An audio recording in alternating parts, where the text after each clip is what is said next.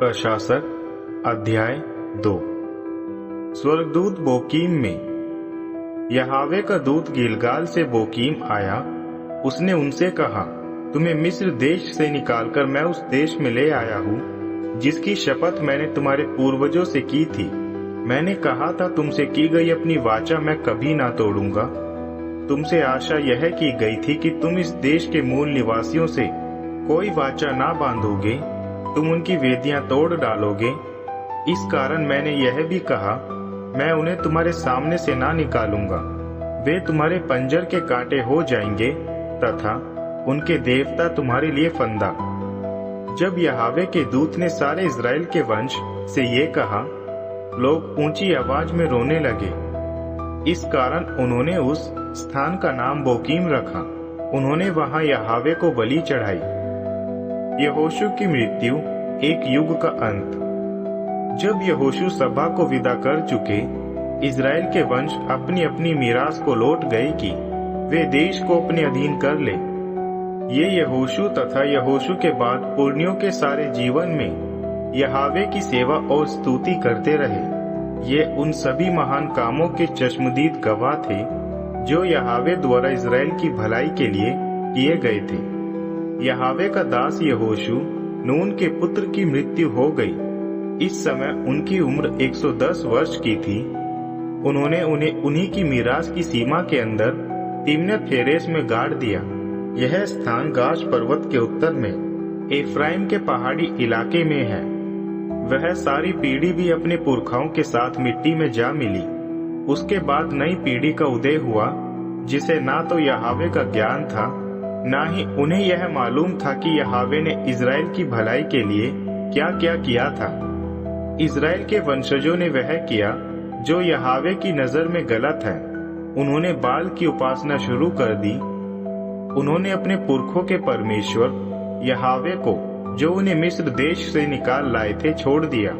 उन्होंने उन देवताओं का अनुसरण करना शुरू कर दिया जो उन लोगों के देवता थे जो उनके आसपास रह रहे थे। वे उन्हीं देवताओं की उपासना करने लगे। यह करके उन्होंने यहावे का क्रोध भड़का दिया।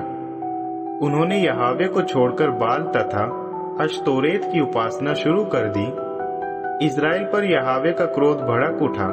यहावे ने उन्हें उनके अधीन कर दिया और वे उन्हें लूटने लगे। यहावे ने उन्हें उनके शत्रुओं के हाथों में बेच दिया जो उनके आसपास रहते थे। इस कारण वे अपने शत्रुओं के सामने ठहर ना सके। वे जहाँ कहीं जाते, यहावे का हाथ उनकी हानि ही के लिए उठा रहता था। यह सब वही था जिसकी चेतावनी यहावे दे चुके थे, जिसकी शपथ यहावे ले चुके थे। इज़राइली बड़ी मुश्किल में आ पड़े थे।